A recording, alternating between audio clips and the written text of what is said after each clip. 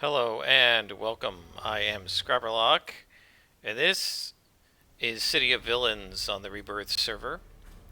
We are with Nightmare Lass, our level 40 Mastermind, who has almost 10 million XP earned. She will have that when we get to level 41, 95 million infamy, and we are on a story arc for Ghost Widow, who says, I have forged Siroko's spell and the most powerful mask you found to make a trap. Once activated, it will lure Numina, but prevent her from leaving. Now, go to a longbow base and plant the beacon to lure Numina out. Numina will be drawn to it like a fly to honey when she arrives, as she surely will. You may do as you wish with her. The spell I have performed will allow you to attack her and defeat her. So she's probably going to be an elite boss. And I think that means, we're going to want to grab some team inspirations from our email. We also have some abilities that we can grab, like defenses and stuff. So let's see.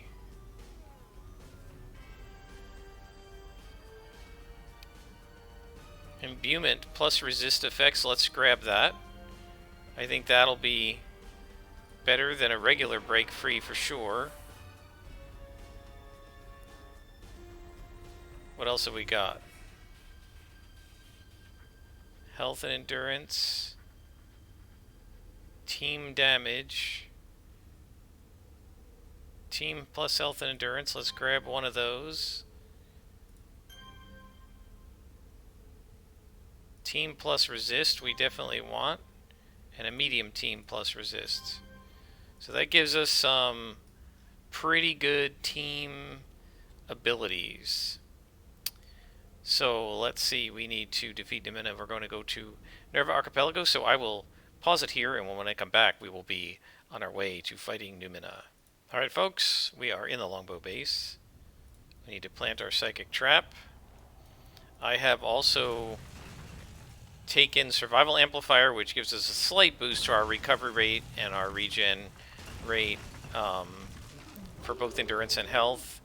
Theoretically gives us a few extra hit points as well, and gives us reduced sleep duration, so that'll help a little bit. There's also I also have Frosty Aegis, which lasts, so this thing lasts 4 hours. I have Frosty Aegis, which lasts 10 minutes, so we will use that when we get deeper into the dungeon, as it were.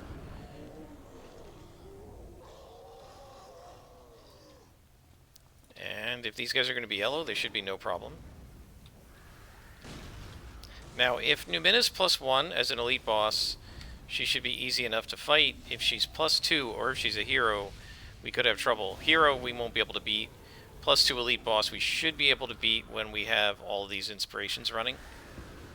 And if we give our whole entire team a plus 22% resistance buff, and then give Curly maybe an extra, so that he's at like 30% resistance, then he should be pretty good. And we can give the whole team a Mez defense boost for, I believe this is a minute.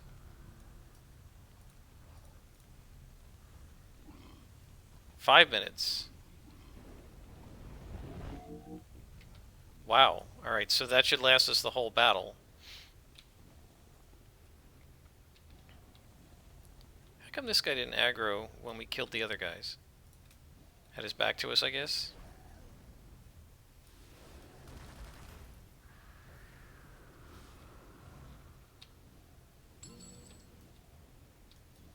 By the way, I have grabbed some more archetype enhancers from the reward merits for the veteran rewards. They gave us 2 this week, I guess, because it's holiday season. Maybe they're going to give us 2 a week. As I showed you, I've already completed the entire tree, so now it's just I'm just picking the one that gives the hero and villain rewards, because it either gives reward merits or it gives sometimes an ATO. And archetype origin enhancement. Not that we've been getting ones we need, but that's alright. We also have plenty of reward merits, and it's probably been long enough that after I get done recording this session, I'm gonna go and probably pick up the 5th of the 6 enhancers in this set, and then probably in another week or so we'll be able to get the 6th one, and then we can put that in one of our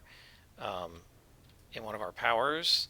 Now, Kivar mentioned that I think Hell on Earth can accept these as well, I believe. So Abyssal and Enchant Demon don't, but Hell on Earth can, as well as Summon Demons. So I want that to be a very fast recharge, but it might be that we could get a whole bunch of cool buffs by slapping these things in there. The recharge time will go down a little bit, but then we won't have to burn slots on these two things. I'm not sure. I don't necessarily like burning the summon powers to do a set that's not going to give me within the set, right? I'm not talking about the set bonuses, but the actual enhancement powers, the enhancement effects aren't going to give me what I want compared to the way the IOs do, right? The regular inventions do. I am stunned, so break free time. Yeah, this room is always my nemesis. I always come in here too fast. I did it with Scrappers. I did it with the only reason I didn't get caught as a stalker is because you come in invisible and then I could see it. But I always come around this corner, and I don't always clock that it's this room, and they always have like 3 spawns real close to each other. Let's bring Eenie back.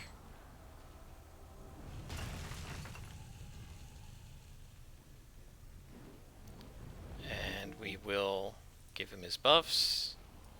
We may as well refresh the Mez defense on Curly, and then go kill the Spec Ops.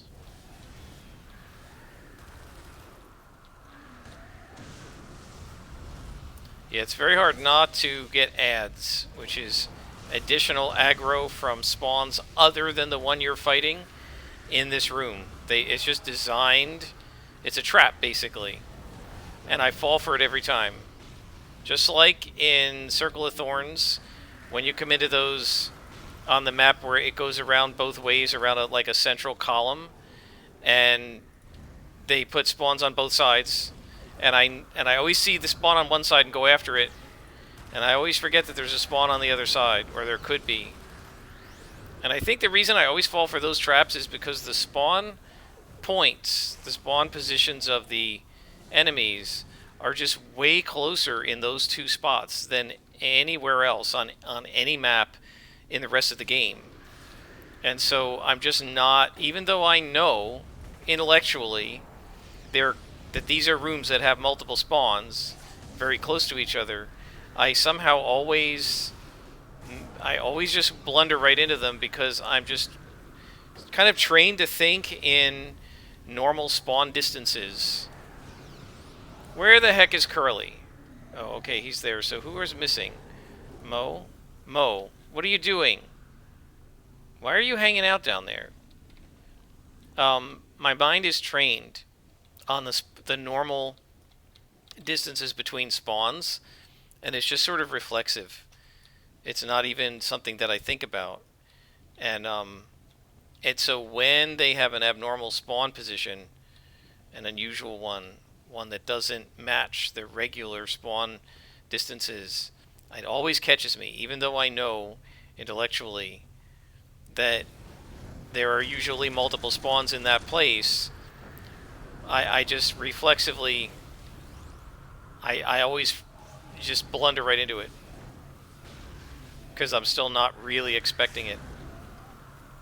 And I think a lot of that just comes from, although I know a lot about this game and how to play it, I do a lot of, this is another spot where they have multiple spawns close together. I do a lot of the game essentially by feel, right? By just, like, I have a little kind of meter stick in my head, as it were, or yardstick, I guess, in this game, of how close the spawns are and how many pixels I have to travel before I'm ready to attack another guy, how close I can get before I aggro, and it's not conscious, and it works like 95% of the time. and then every once in a while, it doesn't work. Nemesis snipers are the same way, right? They aggro from a super long distance, and even though I know there are snipers in the mission, and I know what they do, and I know how far their aggro range is, I still often get caught by them just because reflexively I'm just not expecting it. Even though I'm intellectually expecting it, my reflexes aren't expecting it. I don't know if I'm explaining it right. It's sort of like, you know your house really well. You're familiar with it, and you're so familiar with your house, I am, that I can navigate my bedroom or the hallway or whatever in the dark, right? Not completely blind, but with very low light. I know where everything kind of is, and I can kind of figure it out. And then you buy a new piece of furniture, and you know the furniture's there. Even you may even be saying to yourself in the dark, I know there's a new night table where there didn't used to be one. But you still end up stubbing your toe against it because you've spent 5 years navigating this room in the dark without that there. And even though your brain, the conscious, thoughtful part of your brain knows that nightstand is there, the reflexes, sort of your cerebellum, the part that does your muscular coordination and everything, hasn't gotten used to it yet, and you stub your toe on it anyway. And that's kind of like what happens here. I know that there are extra spawns in some of these rooms. I know that the rooms don't follow the normal spawning algorithm, but I still get caught on it anyway because it's very reflexive. Now, is Namina coming to us? She is. Alright, so we better start prepping.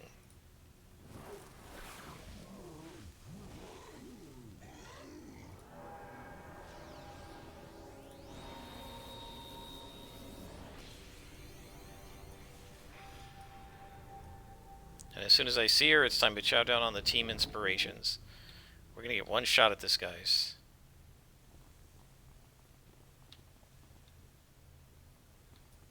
Did I pull the trigger too early?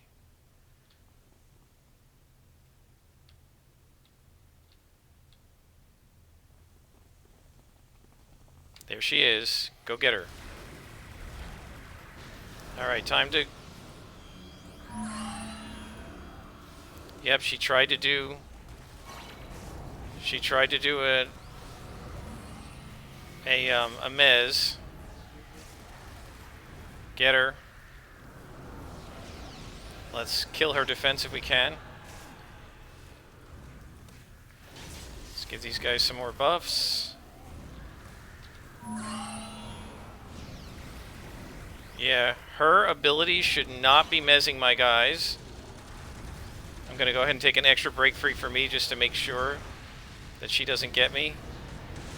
Team inspirations. Let's give Curly some resistance. And she is pounding my guys. Let's give me some defense here. Give Curly some more resistance. Have we got her? Kill her! Kill her! Finish her off. Oh boy. They're pounding me. I can't. They're gonna kill me. I'm gonna lose. Wow. Even with all those break frees, I am being mezzed. Even with all those break frees.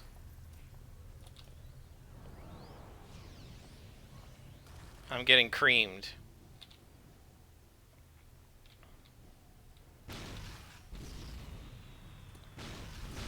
See if we can resummon.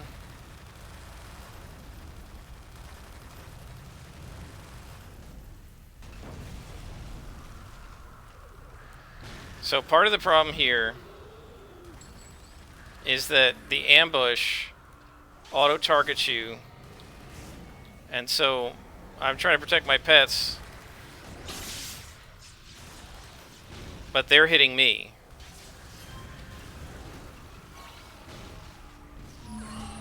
This is not going to be winnable. Yep. Alright, well, I'm going to have to abandon this mission and set it to +0 because I can't beat her at that level. And I'm going to need to concentrate more on my own defenses. So I'll pause it here, and when I've got that all reset and we're back ready to fight her again, I'll bring you guys back. Alright guys, we're back. We're on +1, +0 rather than +1. So I didn't have some of those team boosts, but I do have 2 team defenses. This will boost everybody's defense to about 25%. And then I'm going to take this one and maybe another one, and that'll boost my defense up really high. We'll see how it goes. I think I may be screwed on this with all the mezzes they do that go right through my mez defense, but you know, I mean, I had like 2 or 3 break freeze going and my mez defense, and it didn't work last time, so I don't know. I might have to set this on -1, which would be very embarrassing.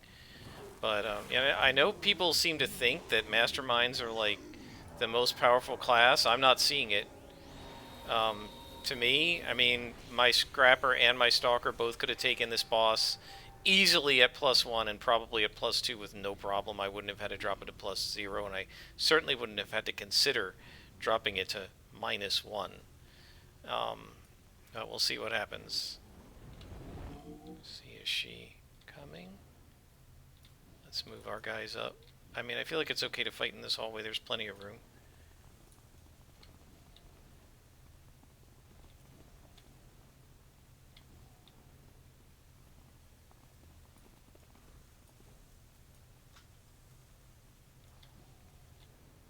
There she is. Alright, defense. Defense. Defense. Resist. Let's go after her. She's only a red con now, so we should be okay. Let's see if I can cut her defenses.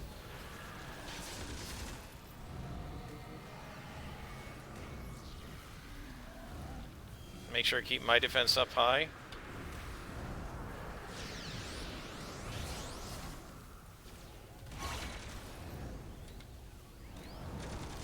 Lay some mez defense on my little guys.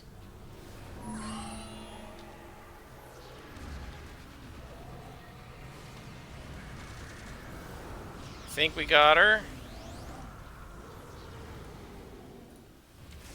Come on, finish her off. That's it. Alright, we got her. So the +1 was too much, +0, we got her.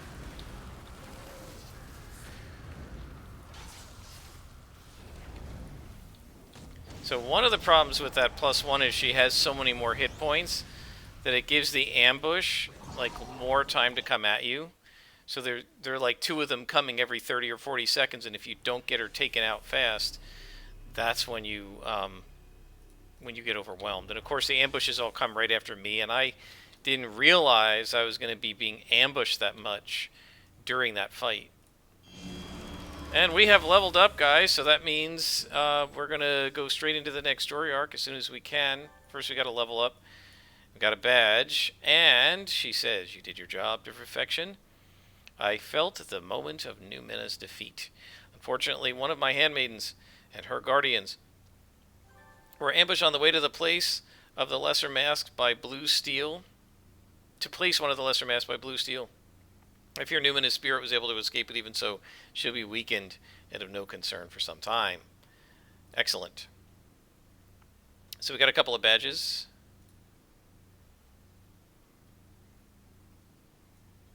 Pathfinder, we've got 100 badges. Crab, Spider, Long Fang, Spider's Kiss, and we're already 40. Okay, so let us find a trainer. Right there. Arbiter Frederick. And we are going to level up, guys. We are 41st level. And this may take some thinking. I may actually have to end this episode here, think about it, and decide what powers we're going to get. But let's take a look at what they're offering. And I haven't actually looked much at Ghost Widow's power set, so I'm not sure what that's going to offer us.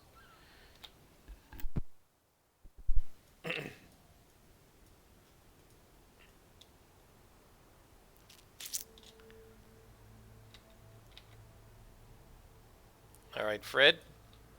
What do you got for us? Train up to a new level of power. Train up to the next level. So, epic power set. So which one is hers?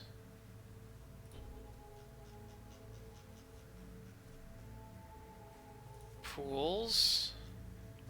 No, we want epic. So let's see. What do we got for epic power sets? Soul Mastery. This is Ghost Widow. So Nightfall unleashes a cone-shaped burst of particles from the netherworld. All targets within the modest range of this power take negative energy damage and have reduced accuracy.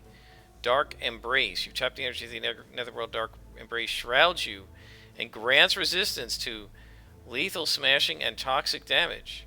Lethal smashing, negative, and toxic. How much, I wonder? Recharge fast. Oppressive Gloom. Use this power to...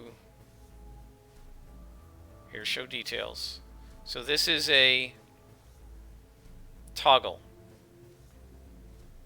Ooh, 27% smashing and lethal resistance. That is super nice. Oppressive Gloom is another toggle.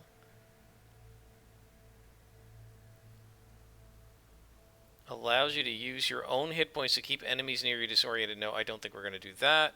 Soul Tentacles. Snare foes within range of mobilizing them. Soul Storm. Enrapture a single target holding them. So that's a possible pool. What is this one? School of Sharks, no. Mew Mastery, no. Charge Mastery, no. Heat Mastery, no. I guess, and this is one of the things I don't like, I think a lot of these suck. But I guess Soul Mastery makes the most sense. And we'll get Dark Embrace, which is a toggle. So now we got another toggle that we're going to have to deal with in terms of endurance, which is not super great. What do we got in terms of how much it's going to cost? This is 0.32 a second, so we're definitely going to need an endurance reducer on it. And we're probably going to need like triple endurance reducers on it. We do have enough slots for that, so that should be all right. Let's see, do we have an endurance reducing? We do have an endurance reducer recipe that we can throw on for level 45, but not yet, because we have to be level 42 before we can use that. Alright, so we are 41st level, and let's see if we can talk to another contact. We have Weston Phillips and Ambassador Rurek. Let's go to Weston Phillips. So guys, I'll bring you back when we are with him and asking him for his missions. Alright, we are back with Weston Phillips, and he says, "What can you possibly want here, you fiend? You've heard enough of the good people of these islands with your villainy. Hold on. Okay, no one's looking. Sorry for the outburst, but we must keep up appearances. I can't do my job amongst the downtrodden people if they don't trust me, you see. The only reason I can stand playing the noble crusader among the poor is that it makes betraying their few miserable hopes all the more satisfying." Well, this sounds like a guy that Nightmare Lass will like. Ah, Nightmare Lass, we have so much to do. I am afraid that we are on the verge of an epidemic of hope and progress throughout the Rogue Isles. The problems that would cause Arachnos are too numerous to state. Now, where to begin? I know just the thing. Some well-meaning souls from Paragon City have recently donated a shipment of school books to the poor of the Isles. These books are a problem for two reasons. Firstly, they contradict the official truth as told by Arachnos. And second, it's in the best interest of the Isles to keep the poor uneducated and thus easily manipulated. Wow, that is great. That sounds so much like what's going on in reality with so many uneducated people all over the world. I see it with my students every day. Their education is on Google and Facebook, and they do everything they can not to learn anything from their college classes and to continue to only know what they know based on Facebook, Google, Instagram, Snapchat, and these other social media sites. Reading books? No, they hate reading books. You can't get them to read a book. You can't get them to read a textbook. You can't even get them to read a textbook if you give them points for reading a textbook. They won't even buy it. And if they buy it, they won't read it. That's even more baffling to me. They will spend $90 on a textbook because I make them do it, and I have ways of checking that they've done it if it's an ebook, but they won't actually read it. You spend $95 on a book you're not going to read. That is a huge waste of money. So yeah, they don't like to read, and I love to read. Reading is great. I love reading books. You learn from reading books. I've mentioned that I was getting ready to start a playthrough of Ironsworn. I'm almost ready to start it, but I've been obsessing over drawing maps and stuff. And so are these guys under mind control? Or no, they're just Psychops. Okay. And well, how did I learn how to play Ironsworn? I did watch a little bit of video of it being played, but the main way is I bought the friggin' book and read it. And it's like 267 pages. And then there's another book, Ironsworn Delve, which is a supplement. And then there are a couple of other supplemental materials. It's probably a total of about 600 pages of material that I read over the last 2 weeks. And now I feel like I know how to play Ironsworn enough to start, right? So yeah, I don't understand the mentality of not liking to read because I love reading books so much. And this pains me to be destroying books, but I know it's only digital pixels on a screen. Still, the whole idea of blowing up books is not something I like as a person. Yeah, I think certainly, at least with the students that I deal with, kids 18 to 22 today have very little respect for the actual knowledge of the past, which is completely unlike me. I always had respect for that. And yeah, they're like almost derisive of it. If it's from the past, it's irrelevant, and it was written by people who don't get them and don't get life. And I screwed up, didn't I? I forgot to set this on +1. Oh well, this is going to be a little too easy. I'll fix it when we Oh, look at this, we get to fight PPD drones. That's awesome. It's a good thing these drones can't just dematerialize my minions the way the ones in Paragon City can. Yeah, if it's written in books, it was written a long time ago and therefore irrelevant as far as they're concerned. I mean, I don't know that they would necessarily say that out loud because of how obnoxious it probably even they would realize it sounds.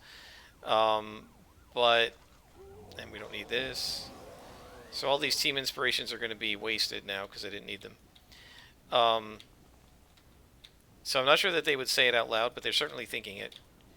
That they don't really consider any knowledge that was obtained in the past, any knowledge that's contained in these static things called books that don't update every 5 minutes with new bytes of data. All that stuff is just boring and irrelevant, and they don't want to have to learn it. And I'm mean and unreasonable for making them learn it. Yeah, they don't, I don't know. Years and years ago, my mom had a boss who was a civil engineer. He was a super smart guy. We all very much respected him. And she was talking about this whole thing where she was talking about how I just couldn't get enough of learning, couldn't get enough of reading, and she was pleased with that. But she was kind of surprised about it because a lot of the other kids in my grade, a lot of the other kids in my sister's grade, my sister didn't want to read, didn't care about any of that. And this boss of my mom said something very profound, and I'm not sure he got the proportions right. He said half of all people. I'm going to say it differently. I'm going to say there are two kinds of people. Right? He said there are two kinds of people, and then he said half the people do this and half the people do that. I don't know if it's half, but there are two kinds of people. One sort realize that knowledge is power, and those folks can never get enough. The other type don't know it and never will. Now, he was sort of saying it's half and half. I think it's way less than half these days that realize that knowledge is power.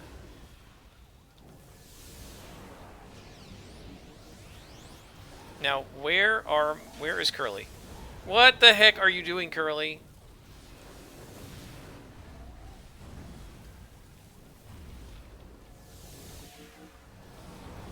Curly. Am I going to have to dismiss you?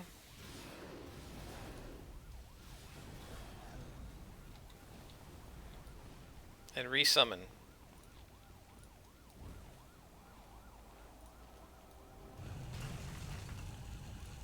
And now rebuff. See, he said that when I was like I was early in college. I think I was like a freshman. And my mom just like didn't understand the difference between me and my sister, basically. And in this case, it was half, right? Now, you know, epilogue to this, my sister went and got a master's degree. She eventually did become aware that knowledge is power and work to, learn and gain knowledge herself. And I've always said she's smarter than I am anyway, and she's just as knowledgeable as I am, at least about things that I didn't specialize in, right? Just about everyday sorts of stuff. Obviously, I have a doctorate um, in a science field, and in that field, of course, I know more than she does, right? Because I have a doctorate in it. But I mean, that doctorate came along with that came reading like 900 primary papers. At this point in my life, many years later, my students' jaws always drop when I tell them this. I've read on the order of over 2,000 primary research papers. This is not books. These are like, research articles published in peer-reviewed journals. And that's probably lowballing it. It's probably more like 3,000, but it's certainly at least 2,000 because that's how many I have in my my digital library in terms of like my bibliographic database. And I only put stuff in the database when I've read it so that I know that I've read it. When I started out with a database called Papyrus for recording, keeping track of bibliographies. My master's advisor gave me a free copy of it. It's bootleg. Back in those days, the early 90s, software wasn't very good at copy protection, and their copy protection was to ask randomly. It didn't happen every time, but randomly when you booted it up, it would ask you for like what's the 17th word on a certain page. So yeah, we just went into the copy room and he made copies of the instruction manual for me, and then gave me the program. But then after that, I switched to EndNote, and I use Zotero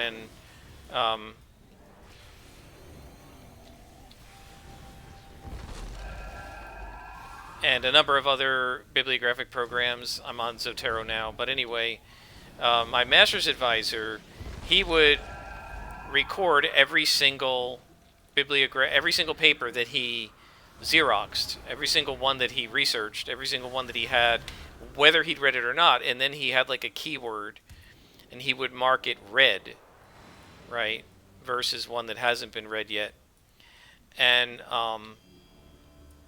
I started doing that, and then I realized there's no point to putting something in my bibliographic entry if I haven't read it. So what I started doing was just not entering them unless I had already read them. And so if it's in my bibliography, which is well over 2,000 items now, I have read it.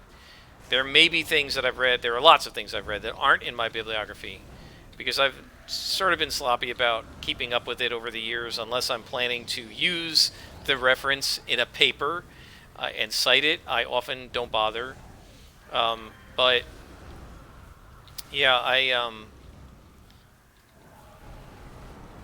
I've read lots and lots of that. And then when you add like books, I mean, my guess is the average paper probably is on the order of about 7 pages. So if I've read 2,000 papers and they're all 7 pages-ish long, that means I've read 14,000 pages of science, primary research paper science, and probably a lot more than that. because a lot of the papers are a lot longer. And then, um, on top of that, I've read, I don't know, probably another 14,000 pages of books. And so I have great respect for the knowledge contained in books, and it pains me that my own students just roll their eyes at me when I tell them about the importance of reading and of books. They just don't see it. Books are just not a thing to them that matters.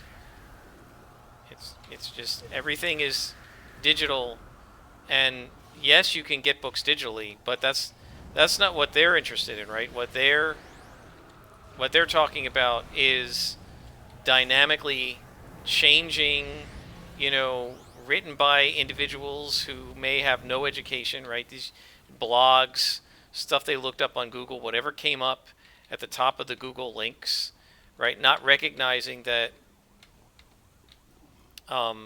what comes up at the top is what's most popular, not necessarily what is the highest quality information. Sometimes the really high quality information is buried on the second or third page of a Google search because it's not popular, right? No, wrong thing. There we go. So yeah. So it's okay to role play about this, but the whole idea of destroying books to keep people in ignorance, I don't even know if my students are playing this game if they would understand this plot. So what's the difference if they destroy books? Who needs books, right?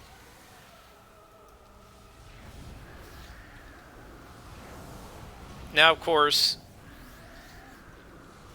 there are ebooks, but what these guys would probably say, of course, ebooks didn't really exist when they made this plot. I mean, there were some, but Kindle and Nook were just getting ready to come out, I think.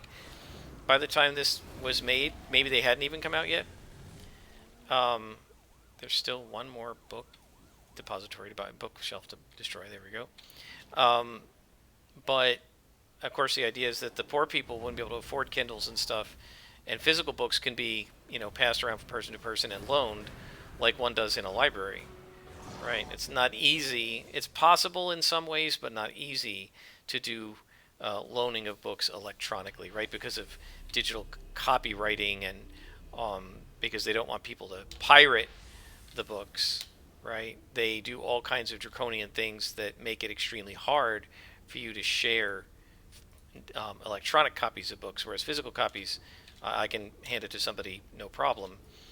So, yeah, I think my students wouldn't get this plot and why it's so important to have books and knowledge and for people to read, and why books are more important than, say, a newspaper article that you read in 10 minutes. The newspaper article tells you what's happening now, but the books give you depth and are often much more thoroughly researched than a newspaper article, which had to be written on a very tight deadline. And again, I think my students don't get that. And I don't think they would understand this plot at all or care about it. But I do. I think it's a cool story. I've heard all about it. People have been coming into Haven House absolutely despondent all day, filled with the news of your work and blather about their broken hopes and dreams. Yeah, the idea that you can break somebody's hopes and dreams by destroying books, I think, is something that young people today would not understand the way I do. But okay, we are finished. Let us stop here, and we will pick up with this. I'll wait. So what I'm going to do is I'm not going to film the next couple of missions until I get this guy into a story arc, and then I will bring you back when we have a story arc from him. Until next time, I am Scrapperlock, and this has been City of Villains.